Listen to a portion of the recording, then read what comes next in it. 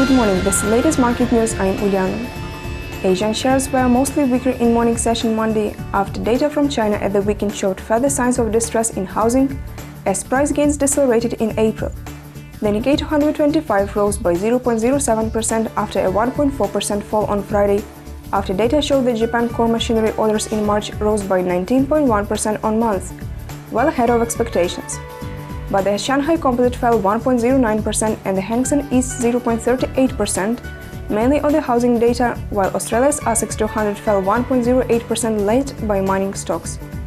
US stocks finished Friday's session in positive territory buoyed by upbeat housing data and demand for tech shares among bottom fishers. The Dow 30 rose 0.27%, the S&P 500 index rose 0.37%, while the Nasdaq Composite index rose 0.52%.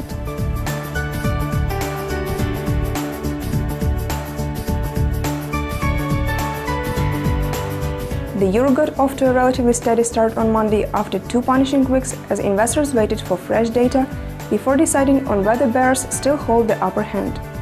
It was little changed at $1.3696. Nursing losses of over 1% suffered in the past 2 weeks. Investors had sold the common currency on mounting expectations the European Central Bank will ease policy next month. The other major currencies were equally subdued after an uneventful weekend. The dollar index traded at 80.052, near where it closed last week after notching up a modest 0.2% gain.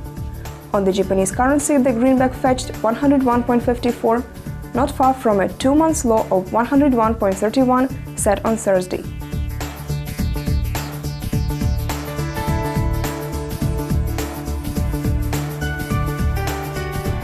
Monday is a virtually bereft of economic reports, which means that the markets will have a free rein for shaping expectations today.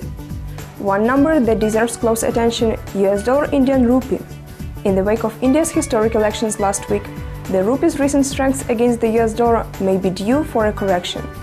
Meanwhile, keep an eye on the benchmark 10-year Treasury yield, which has recently fallen to its lowest level since last July. In Europe, euro-US dollar will be closely watched as the market focuses on rising expectations that the European Central Bank will roll out a new stimulus program in early June.